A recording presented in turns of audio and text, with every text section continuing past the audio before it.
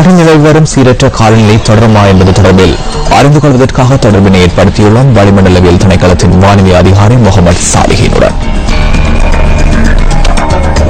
காலமுக்க பிரதேசமானது இலங்கையிலிருந்து அப்பால் நகர்ந்து செல்கின்றது. ஆனபடியினால் நாடு முழுவதிலும் மழையுடன் கூடிய வானிலை சற்று குறைவடைந்து காணப்படும். எவ்வாறாயினும் பலத்த காற்று சில நாட்களுக்கு நீடிக்கக்கூடும். வடக்கு, வடமத்திய, மேற்கு, வடமேற்கு, மத்திய மற்றும் சப்ரகமோ மாகாணங்களிலும் காலி, மாத்தறை மாவட்டங்களிலும் அடிக்கடி மழை அல்லது இடியுடன் கூடிய மழை பெய்யக்கூடும். சில இடங்களில் சுமார் 100 மில்லிமீட்டரிலும் அதிக அளவிலான பலத்த மழை பெய்யக்கூடும். நாட்டின் ஏனைய பகுதிகளின் பல இடங்களில் மழை அல்லது இடியுடன் கூடிய மழை பெய்யக்கூடும். இடியுடன் கூடிய மழை பெய்கின்ற வேளைகளில் தற்காலிகமாக பலத்த காற்றும் மின்னல் தாக்கங்களும் ஏற்படக்கூடும். இவ்வாறான சந்தர்ப்பங்களில் பொதுமக்கள் அவதானத்துடன் செயற்படுமாறு கேட்டுக் கொள்ளப்படுகின்றனர். கடல் பிராந்தியங்களை பொறுத்தவரையில் வடக்கு, வடகிழக்கு மற்றும் மன்னார் குடா கடல் பிராந்தியங்களிலும் இடைக்கிடையே மழை அல்லது இடியுடன் கூடிய மழை பெய்யக்கூடும். ஏனைய கடல் பிராந்தியங்களில் அடிக்கடி மழை அல்லது இடியுடன் கூடிய மழை பெய்யக்கூடும். காற்று மணித்தியாலத்துக்கு 50 முதல் 60 கிலோமீட்டர்